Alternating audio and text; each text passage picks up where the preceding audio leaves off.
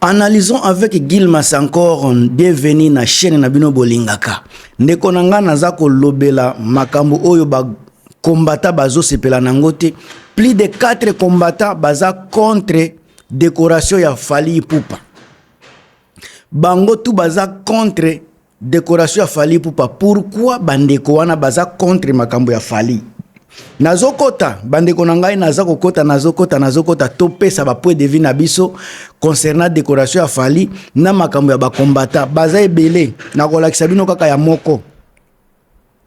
Ndeko nanga Irene Mabweni, Mami Sadiki, Patricia Edouarda, Edwige Balonga Sana, Mami Lelo, ndeko nanga boza ebele Novis TV, na pesi bino bambote atro boza ebele. Lelo na kopesa bino bambote ebele, en tout cas bino tout boko sepela malembe na kati émission, mais en tout cas na ko sepela tokota na muzindo ya émission yo, boyoka makambu kombata aza koloba. Na ebite soki aza ya komela. Na ebite soki aza na pression ya ba drogue soit ya ba alcool na ebite, mais en tout cas boyo kandenga lobi ndeko na biso babe masombo alobi makambo na me tokope ngana kopesa point de vue na ngai après bino koyoka makambo alobi auti koloba.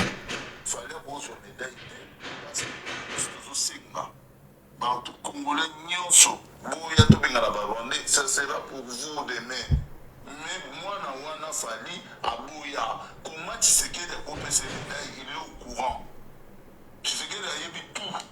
Puis on a dit qu'on a tout mais décoration là, il y a des Félix Albédé, président Félix Albédé. Il y a des choses que le président de la République il est fait par sentiment, par ses conseils. Bandeko, nini émission ngo za mulai se bokei boko tala yango boko mona yango boko yoka yango boko zwa ba point de vue na bino selon ndenge boko tali la makambo yango.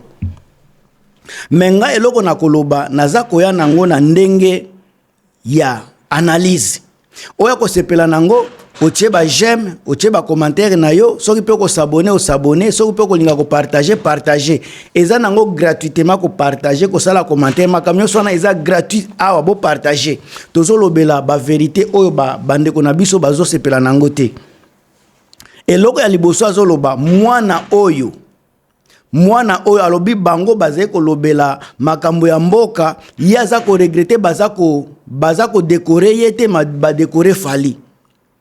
Alobi Tshisekedi aza kufusala makambo na sentiment abengi Fally Ipupa mwana oyo alobi pe yena Tshisekedi baza kotambola kosala so ba makambo ebele. Ndeko nanga babe masombo tika kosala confusion selon ngai ozo sala confusion et puis oza désorienté ozo yebate soki oko se positionner wapi nyonso ndeko na biso za koloba aza na kanda ya Tshisekedi po apesa ye poste te alobi bie bazalaki kotambola na Tshisekedi bazokende na ba Château Rouge baza kotambola wana ezalaki tangu bozalaki na kati ya ba démarche ya pouvoir Tshisekedi azalaki na démarche ya pouvoir bozalaki ba camarade lelo ndeko na biso azo sepela te ndenge Tshisekedi abwakisa bango azo vivre makambo na ye na Congo.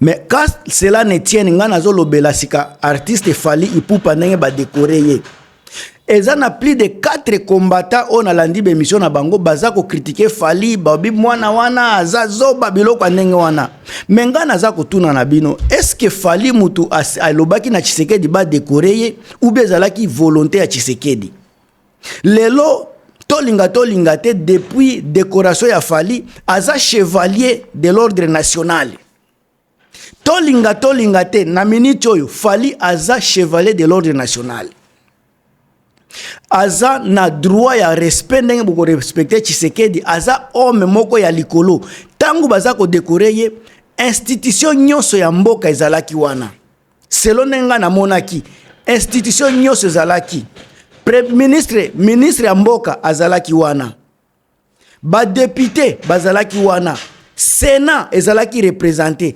présidence ezalaki wana ba gouverneur pe bazalaki boye bisanga nani mutu azangaki na décoration ya Fally Ipupa.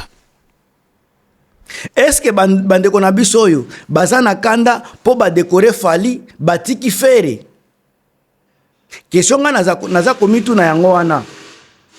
Parce que ce n'est pas possible. Ba opposant o batil tangu fere ba memie epa ya Kabuya. Bangonde bayaki koloba bagolwa baza fort baza makasi. Est-ce que baza ko politiser makambu ya falite? Parce que ba oyo bayaki ko kumisa fere na bagolwa bangonde baza lisusu ya ko sepelate ndenge baza ko couronner Fally Ipupa. Ne baza ko décorer pe Fally ba couronner ye ba décorer pe ye. Ndeko na ngai soki boza na bakanda bozwi ba position na gouvernement Tshisekedi te bobwa ke la kanda wana nani Fally te. Oyo nga na yebi Fally abeti miziki na ye mais gouvernement de aye ko diembela na moto ya Fally. Fally atikala jamais koloba bo décorer ngai mais mouvement oyo Fally asali actualité oyo Fally asali eza actualité eleki kutu moto ya gouvernement malgré gouvernement eza na mbongo malgré gouvernement bazana ba carrière minier bazako détourner ba mbongo mais mupepe ya Fally eleki kilo baza obligé à ko diembela mupepe ya Fally. Réalité yango wana gouvernement Tshisekedi baza ko diembela mupepe ya Fally. Ce n'est pas parce que soki ndenge nini eza babilo politicien akendeke pona intérêt. Soki bo moni politicien pembeni ya Fally azomona ba intérêt na ye wana azoluka popularité parce que Tshisekedi aza na baisse aza na posa ya bato ya ko soutenir ye na makambo ya changement ya constitution. Tshisekedi aza na posa ya bato ya ko soutenir ye pona ko glisser na ko glissement ya mandat na ye. Alors amoni ke Fally aza na base munene. Fally aza na bato baza ko linga ye mingi. Yango azo diembela mais eloko moko Fally azo bosa na eloko moko ke Fally aza mutu ya Denis Mukwege. Fally aza mutu ya Denis Mukwege mais o eza makambu ya mboka eza makambu ya kosangisa tout le monde. Eza na ba opposant o baza ko sepela na biloko ba décorer Fally, eza pe na opposition baza ko sepela na ngote. Alors c'est normal soki ba combattant basiliki na bango mais boye bake Fally mutu a forcé te ba pesa ye ba biloko wana. Gouvernement mutu amoni ete makambu Fally asali azosala makambu minene azako kende ba gauche droite azako mema kombo ya Congo musika ata soki ba mbongo eza ya Fally metango azokende na kombo ya Congo azotia drapeau ya Congo mutu ezako tele makuna azoko tombola drapeau ya Congo tango bazako loba Fally c'était congolais. Image wana ya Fally ya savoir faire ya organisation ya détermination ezako lata Congo directement. Bobo sana iloko wana te mais image ya ba combattant eza kolata Congo te. Image ya combattant eza ko détruire surtout bazé ko sala kalawana ezalaki image na signe ya destruction ya désordre mais oyo Fally aza ko sala pona kende sikana nazoko tasikana pourquoi baza ko nommer baza ko décorer babete ba ko décorer bango te parce que baza na symbole ya destruction baza na symbole ya humiliation. Symbole ya ba combattant toyebaki ezalaki symbole moko ya division mais eloko tozomone pa ya Fally eza symbole ya unité eza symbole moko ya kolakisa détermination ya kolakisa na mboka na biso que nous avons des éléments nous avons des énergies nous avons des talents eloko wana eza ko permettre gouvernement ba ya kotia Fally maboko Irene Mabweni bakambu Fally azo sala Mami Sadiki makambu Fally azo sala ya minene libanda avec un drapeau ya Congo Edouge balonga sana ba événement wana ba valeur wana eza kotinda nani gouvernement ba mona positivité na makambo ya Fally ba utiliser moto ya Fally ba utiliser image ya Fally pona ba avantage na bango. C'est normal les politiciens nyoso tambola avec intérêt. Si kabino bababe masombo nini nde ekosala lelo Tshisekedi a s'intéresser na bino lelo. Est-ce que bozana ba valeur bozana ba intérêt o ekotinda Tshisekedi akende pa na bino a valoriser bino? Boza ko tutuka na chaque ba chaîne place bozo kene na ba chaîne bosala makambu oyo ekotinda Tshisekedi a lukabino bosala makambu ekotinda gouvernement Tshisekedi babanda ko lukisa bino. C'est ça Fally asali makambu na ye moto na ye mutu esali gouvernement bakende koluka ye badiembela ye. Et puis ko diembela na bango baza ko diembela, c'est même pas ko diembela kaka likolo baza ko diembela avec ba récompense. Mais si kabino babe masombo ofandi kaka wana obino bosala ezana batu basala ebele ko le kabino baza pe reconnaître. Soki balobi ba reconnaître yo ba valoriser babe masombo par exemple. Ba valoriser ba misusu wana tout. Ba ko valoriser bino na a qualité de qui? À fonction de quoi na mboka na biso.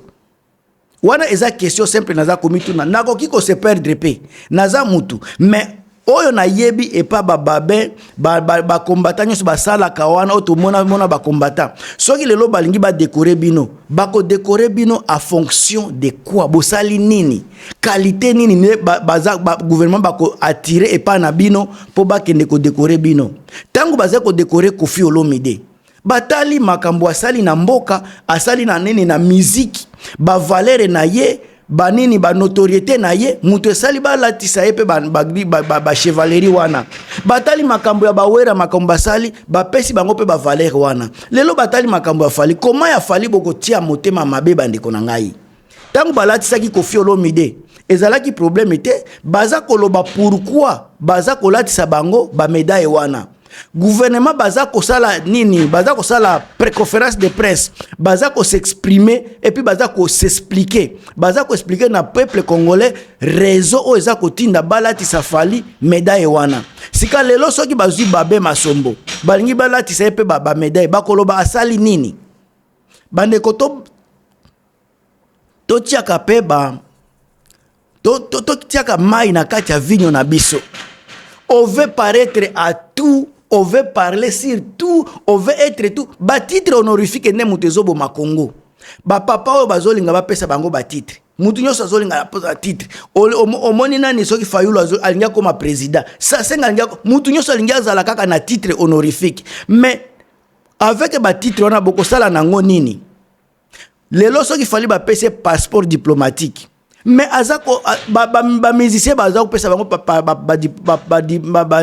passeport diplomatique ya libanda pe omoni par exemple na France pe ekoza na ba musicien bazana ba tanso na parti na nini na ba passeport diplomatique ce n'est pas parce que ba pesi ende ezako permettre à voyager sans problème ezako permettre à se déplacer sans beaucoup de difficultés. Bazouye bazako protéger a communauté akimoko boya l'état na biso.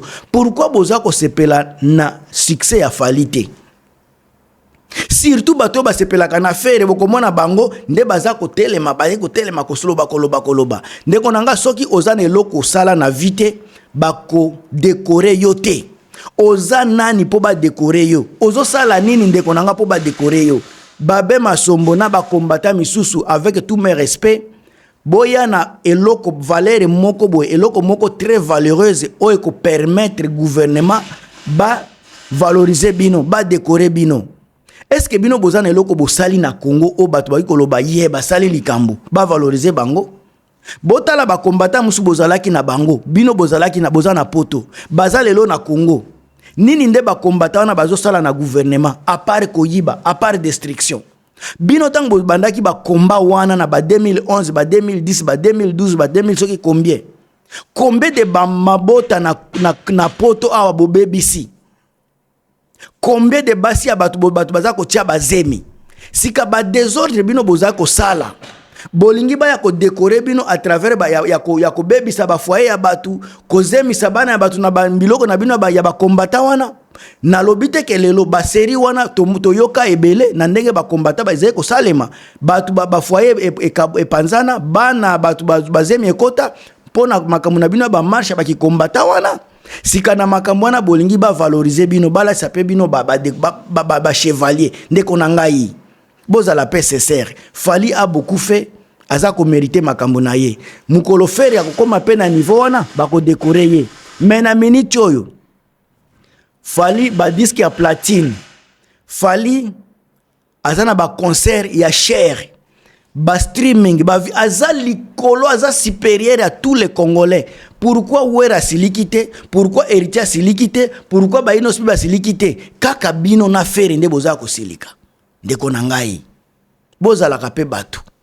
Nga na sali point de vue na nga na pesi point de vue na ngai. Oya ko finga fingi mais en tout cas na pesi point de vue na ngai musala na bino kaka bandeko na ngai bozawana pona ko valoriser ba émission na ngai botia ba j'aime, botia ba commentaire, botia ba partage pour émission ke ne liboso e matape ndenge ba émission musuza komata. En tout cas merci na soutien na bino, merci na ndenge bolaninga tina suka, merci encore une fois ko zala wana pona ngai.